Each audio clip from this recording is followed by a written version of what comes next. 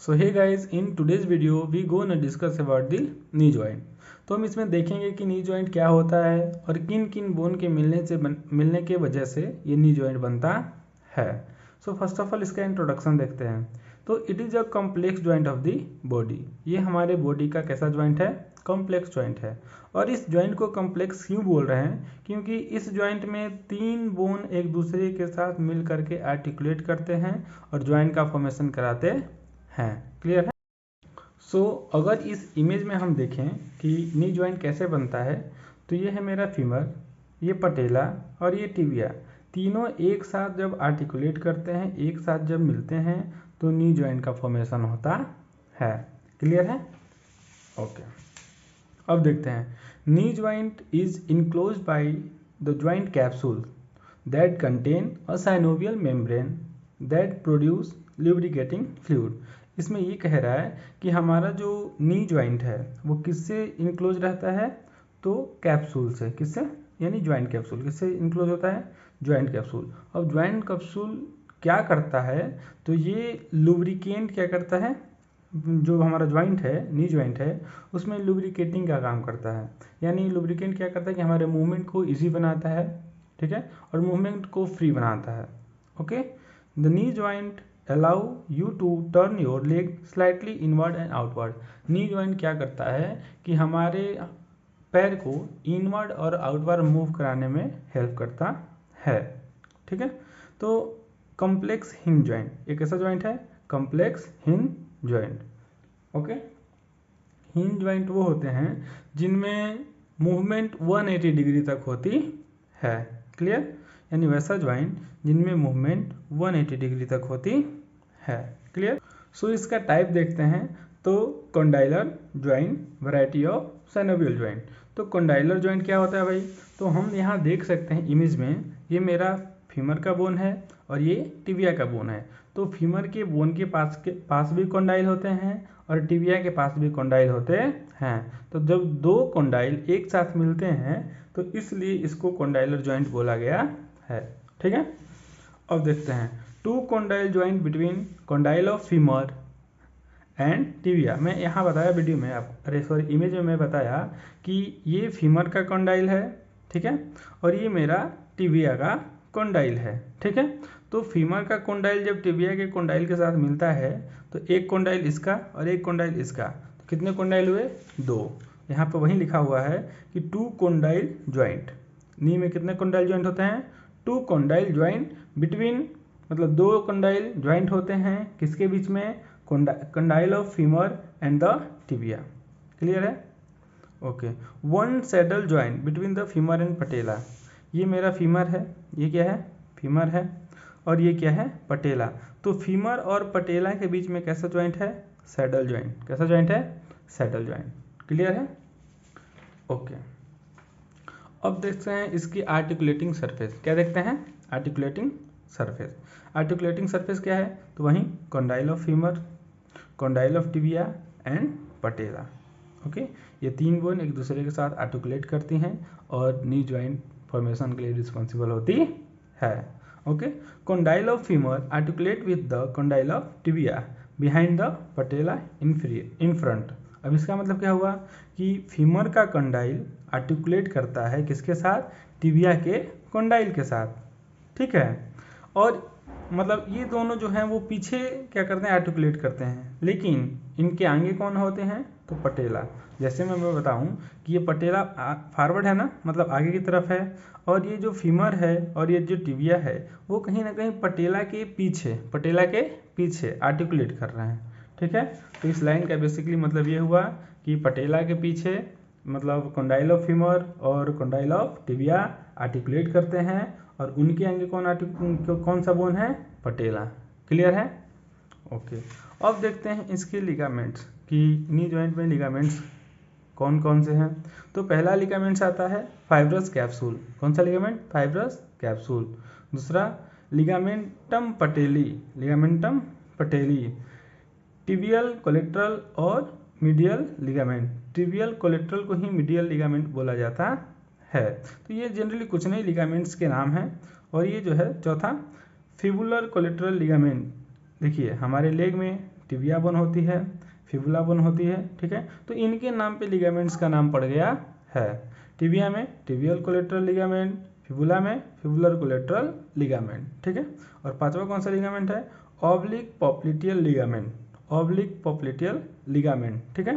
तो पॉप्लिटियल क्या है? तो जनरली नी ज्वाइंट के पीछे, मानते हैं ये मेरा नी ज्वाइंट है, तो ये तो एंटेरियर है, आगे की तरफ की है, और इसके पीछे एक फोसा होती है, मतलब ग्रूव होता है। आप लोग अपने पैर में टच कर पाओगे कि हमारे जो ये पटेला है, पटेला के जस्ट पीछे एक ग्रूव टाइप का एरिया है, उसको बोलते हैं हम लोग, क्या बोलते हैं उसको? Popliteal fossa. क्या बोलते हैं? Popliteal fossa. तो जनरली यहाँ बात आया है ऑब्लिक पॉप्लिटियल लिगामेंट्स, मतलब वहाँ पे भी कोई लिगामेंट्स होती है जिसका क्या नाम है? Oblique popliteal ligaments, okay. और नेक्स्ट है आर्कुएट लिगामेंट्स, जो कि अभी पॉप्लिटियल के पास होती है। और next anterior cruciate ligament, anterior cruciate ligaments. और भी 2-3 लिगामेंट्स हैं जिसमें मीडियन मेनिस्कस। अब मेनिस्कस क्या है? तो मेनिस्कस की जनरली बात करें हम, आप लोग इस वीडियो में देख पा रहे होंगे कि मेनिस्कस जो होती है वो सी शेप स्ट्रक्चर होता है। कैसा स्ट्रक्चर होता है? सी शेप। हमारे नी जॉइंट में एक सी शेप स्ट्रक्चर होता है जिसको मेनिस्कस बोला जाता है, जो कहाँ होता है? जॉइंट के नीचे, यानी जॉइंट के बीच में। क्लियर है?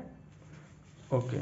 यहाँ आता है लेटरल मेनिस्कस, फिर ट्रांसवर्स लिगामेंट्स। तो ये सब लिगामेंट क्या करते हैं? हमारे नी ज्वाइंट को सपोर्ट प्रोवाइड कराते हैं और हमारे लेग के मूवमेंट में रिस्पॉन्सिबल होते हैं। लिगामेंट्स के साथ साथ मसल्स भी होती हैं जो कि हमारे पैर के मूवमेंट के लिए रिस्पॉन्सिबल होती हैं। क्लियर? ओके। अब यहाँ देखेंगे हम लोग bursa, bursa around the knee joint. Bursa मैं पहले भी अपने वीडियो में बता चुका हूँ, लेकिन मैं यहाँ बर्सा बता देता हूँ कि बर्सा क्या होता है। तो बर्सा कुछ नहीं, जनरली एक स्मॉल सैक है। क्या है? स्मॉल सैक है जिसमें फ्लूइड भरे होते हैं, और ये जनरली जॉइंट के अराउंड ही देखने को मिलते हैं। बर्सा क्या होती है?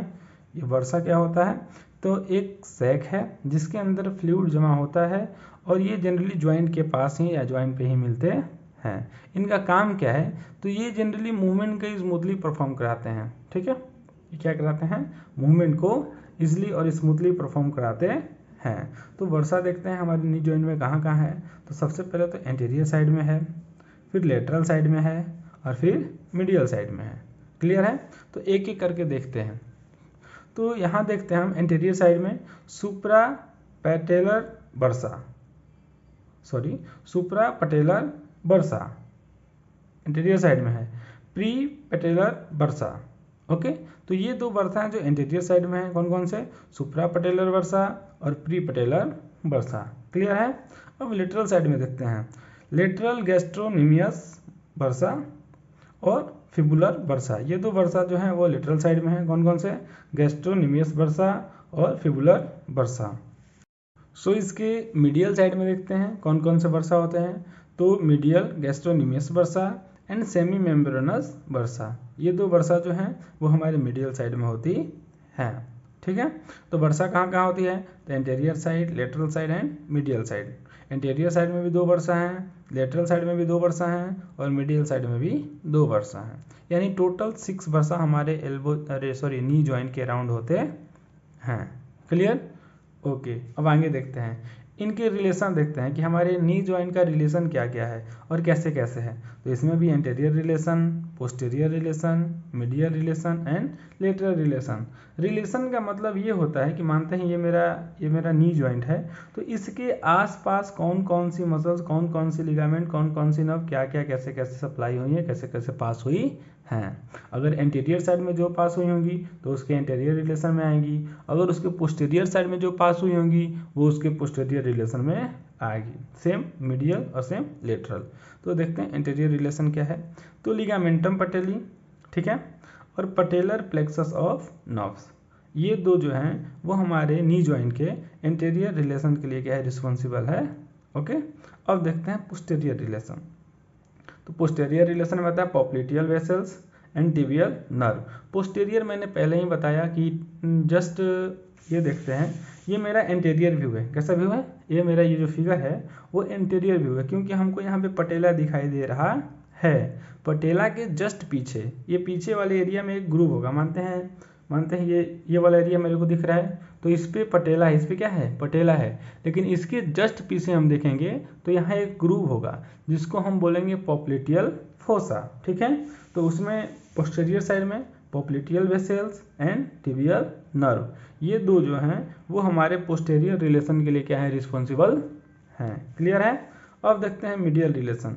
तो सेमी मेम्ब्रेनस एंड सेमी टेंडनस, ये दोनों जो हैं हमारे मीडियल रिलेशन के लिए क्या है, रिस्पॉन्सिबल हैं। क्लियर है। तो अगर कोई कहीं बात आती है कि नी जॉइंट के मीडियल रिलेशन कौन बनाते हैं, तो सेमी मेम्ब्रेनस और सेमी टेंडनस। क्लियर है। अब बात करते हैं लेटरल, ठीक है। तो लेटरल में बाइसेप्स फीमोरी, ये हमारे थाई का मसल्स है, बाइसेप्स फीमोरी यानी फीमर का मसल्स है।